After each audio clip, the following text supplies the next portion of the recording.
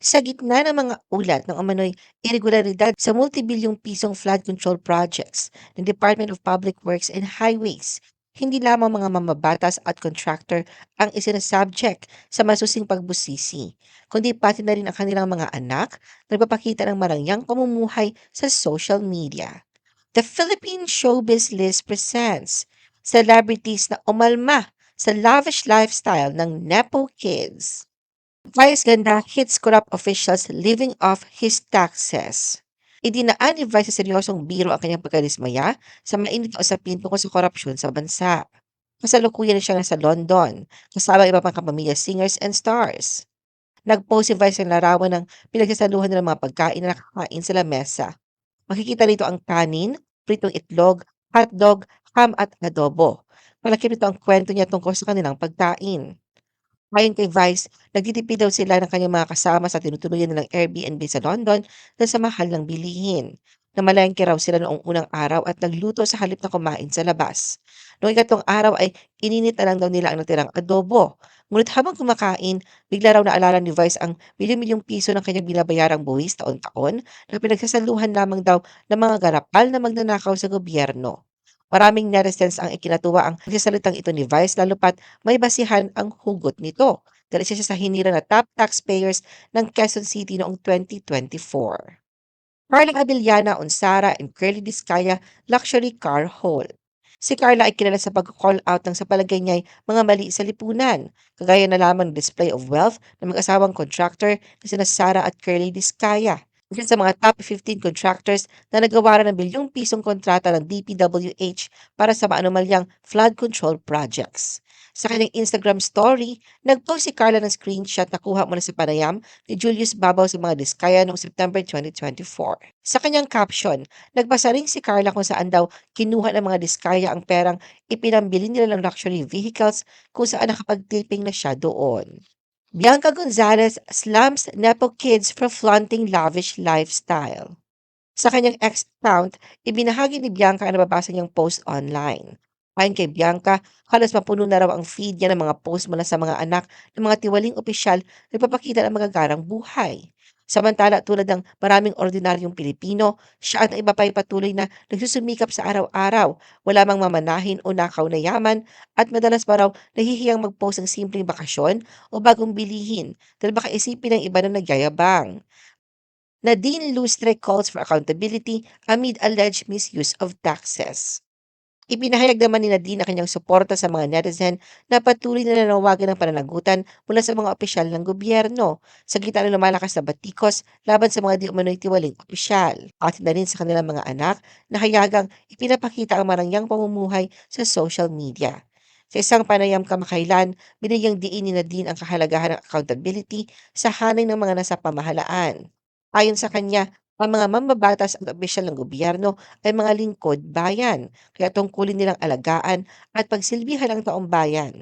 Pinunto niya na ang buwis ng mamamayan ay nararapat gamitin para sa kabubuti ng buhay ng lahat, hindi para sa pansariling interes. Ayon din sa kanya, natural lang na makaramdam ng panghihina ng loob kapag nakikitang hindi napupunta sa tama ang binabayad mong buwis. Gayunpaman, binigyang diin ni Nadine na ginagampanan ng taong bayan ang kanilang bahagi sa pagpapatakbo ng bansa sa pamamagitan ng pagiging tapat na nagbabayad ng buwis. Sa dulo ng panayam, binanggit ni Nadine ang paghanga niya kay Vice Ganda na para sa kanya ay simbolo ng tapang at pagiging matapang magsalita para sa tama. Dagdag pa ni Nadine, sa panahon ngayon, kailangan na magsalita dahil kung hindi, walang pagbabago. Ann Curtis reacts to viral spiel of Jessica Soho on flood project report. Si Ann na isa sa kinikilalang top taxpayer sa Pilipinas ay nagpaabot din ng kanyang pagkadismaya sa laganap na korupsyon. Sa kanyang ex nitong August 28, binalikan ni Ann ang naging spiel ng veteran Kapuso broadcaster na si Jessica Soho sa kanyang programang Kapuso Mo Jessica Soho noong August 24. Sa episode ito ng KMJS ay itinampok ni Jessica ang kontrobersyal at pinag-uusapang maunumalyang flood control projects ng DPWH. Sa last spiel ni Jessica, sinabi niyang hindi bagyo at baha ang magpapalubog sa Pilipino, kundi kasakiman ng mga nasa katungkulan. Tinweet ito ni Anne. Anya kalakip ng sad emojis. When Ma'am Jessica Soho said, hindi na pala baha ang magpapalubog sa ating bayan, kundi kasakiman. Sakit. Karen Davila urges Filipinos to stop normalizing corruption. Sa kanyang ex-account noong August 29, nagpahayag ng matapang na saloobin ng veteran broadcast journalist kung saan ay binigyang diin niya na panahon na upang mapahiya at panagutin ang mga tiwaling politiko. Tweet ni Karen, sa ibang bansa, ang nagnanakaw sa gobyerno nakukulong o naghaharakiri. Sa Pilipinas, kinaiinggitan. Tama na. Mama Lulu calls out officials flaunting wealth online.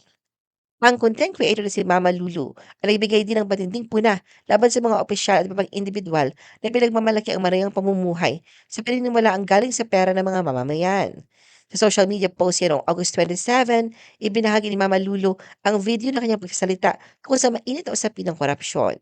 Sinabi niya na kahit maraming Pilipino ang naghihirap, dumaranas ng pagbaha at walang sapat na akses sa edukasyon, may ilan pa rin walang hiya na pinapakita ang yaman nila galing sa pera ng bayan. Naroon ang pagkadismaya sa sitwasyon, binigyang diin niya na money can't buy class talaga kasi harap-harapan, ninanakawan ang taong bayan. Bukod dito, nagbabala rin siya laban sa pag-normalize ng korupsyon na ipinapakita lamang bilang lifestyle content. Anya, it's not cancel culture, it's holding people accountable. And political dynasties, John Arcelia's call for real change. Sa kanyang Facebook, nagbahagi ng matapang na mensahe si John Arcelia para sa mga kabataang Pilipino kung saan hinimok niya ang bagong henerasyon na muling balikan ang tunay na layunin ng halalan, ang regular na pagpapalit ng mga opisyal ng gobyerno upang maiwasan ang korupsyon at pansariling interes sa posisyon. Ayon sa kanya, ang eleksyon na hindi para gawing habang-buhay ang kapangyarihan ng isang pamilya o grupo. Anya, kapag ang isang opisyal ay nanatili lang matagal sa pwesto, nagkaroon ito ng mas mataas na tsansang magnakaw sa kaban ng bayan at gumawa ng mga ghost projects na sa kanila lang napapakinabangan habang patuloy na naghihirap ang taong bayan. Ipinaalala ni Diyan na ang mga opisyal ay lingkod bayan, hindi amo, hindi boss, hindi idolo, at lalong hindi Diyos. Hinimok niya kabataan na magsaliksik, maging mapanuri at pumili ng mga leader may mataas na integridad. Dapat anyang tanggalin na ang ideyang pare-pareho lang sila at palitan ng palitan ang mga hindi epektibo at tiwaling opisyal.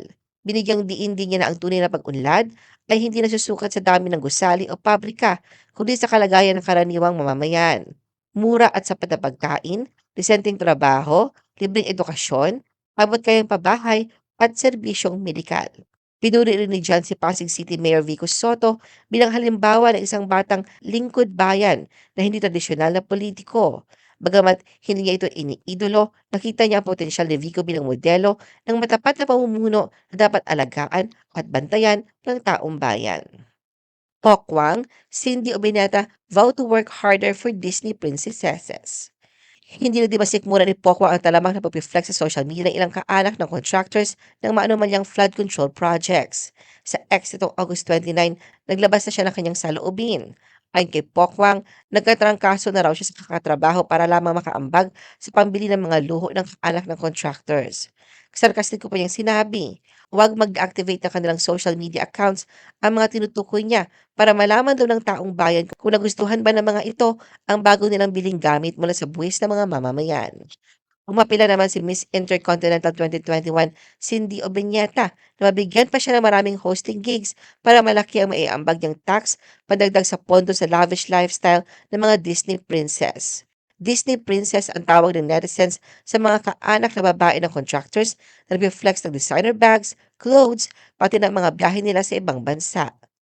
DJ Jaiho laughs at shamers against contractor skin. Natawa na lang si DJ Jaiho sa mga babasa niyang shaming at hate comments sa social media na patama sa mga anak at kaanak ng mga contractor at politiko na umano'y nag-flex na kanilang maranyang pamumuhay online. Sa kanyang social media post, ibinahagi ni Jaiho na aliw siya sa mga cancel at bash comments na natanggap na tinatawag ng netizens na unity cakes, isang patutsada sa mga nagpapakitang tao na may luho sa gitna ng mga isyong may kinalaman sa korupsyon.